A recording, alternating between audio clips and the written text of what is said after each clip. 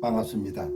할아버지 삼국유사 30화 수로 부인과 헌화가 편입니다. 신라 33대 성덕왕 때 순정공이라는 사람이 살았습니다. 순정공에게는 수로라는 절세 미인의 아내가 있었는데 미모가 어찌나 예뻤던지 사람뿐만 아니고 온갖 귀신이나 영혼들도 탐을 내며 동해의 용궁에서도 넘본다는 소문이 바다했습니다.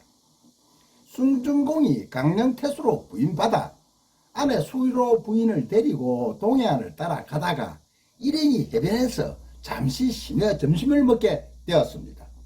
이 길은 아시다시피 예로부터 화랑과 성녀들이 주로 지나다니는 서라벌에서 강릉을 거쳐 설악산까지 이어지는 해안길이라 감탄사가 절로오는 절경으로 유명했습니다.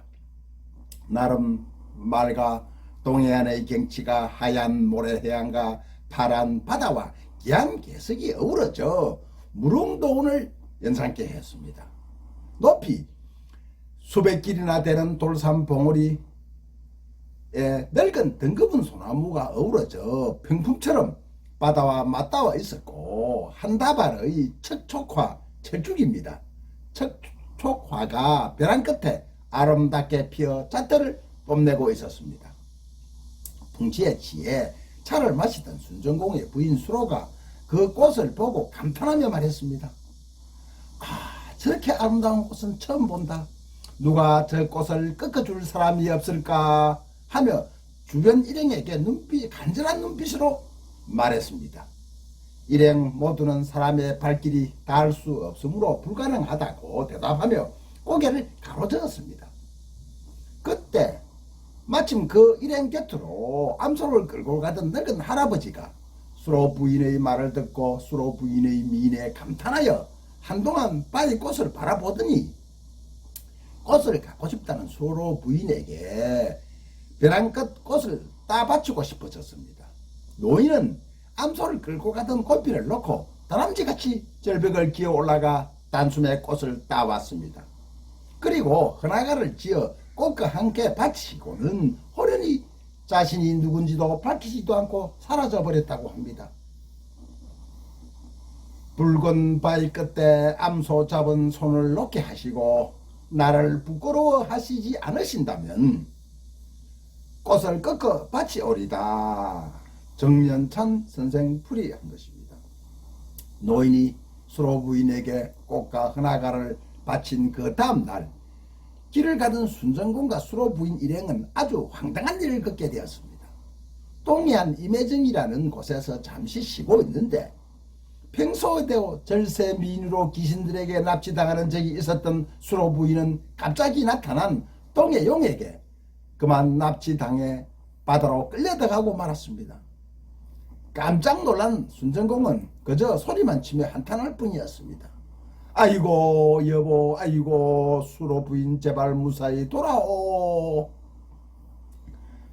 남편 순정공은 땅바닥에 엎어져 발을 구르며 안타까워했지만 동해 바다는 파도만 칠 뿐 아무 대답이 없었습니다. 이때 또 돌아온 백발 노인이 나타나 아내를 빼앗긴 순정공을 매우 처근한 눈빛으로 바라보다 부인을 찾을 방도를 일러주었습니다.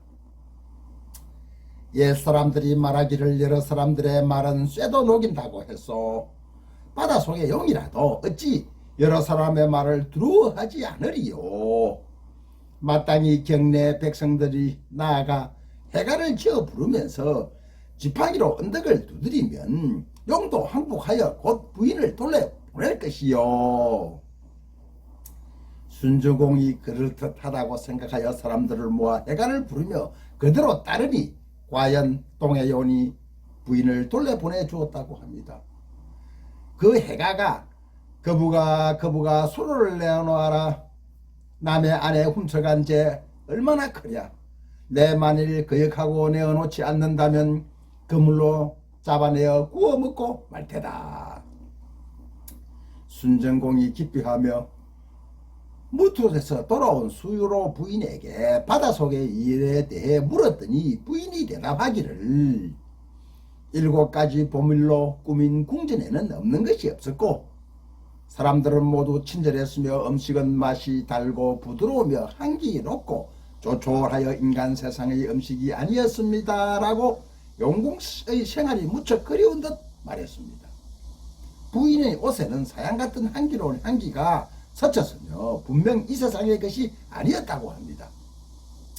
수로 부인의 자태와 용모가 당대에서 비교 대상이 없을 정도로 뛰어난 절세 미연이어서 심산이나 바다를 지날 때마다 신물 귀신들에게도 양남을 당했다고 합니다. 양남이란 남에게 빼앗기는 것을 말합니다. 산골이건 해변이건 그녀가 지나가는 소문을 접한 사람들은 우연을 가장해 그녀에게 접근하여 수작을 부리거나 일단 납치부터 하고 보는 만냥을 부르기도 했다는 이야기입니다. 심신산골이나 외딴 바닷가까지 입소문을 타고 전해진 수로 부인의 미모 탓인지 수로 부인은 은근히 그러한 사건들을 즐겼던 것 같기도 합니다.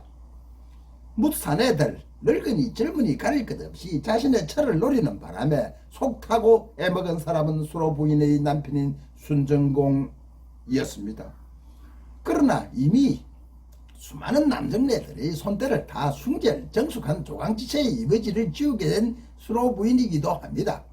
수로 부인은 자용절대 자태와 용모에서 당대 비교 대상이 없을 정도로 뛰어난 절대적 아름다움이었습니다. 그 정도였으니까나 유부녀가 되었어도 남정네들이 정신을 잃게 했으니 다만 우리의 미모는 중국의 경국지색 나라는 망하지 않게 했던 것 같습니다. 거부가 수로 부인을 내어놓아라.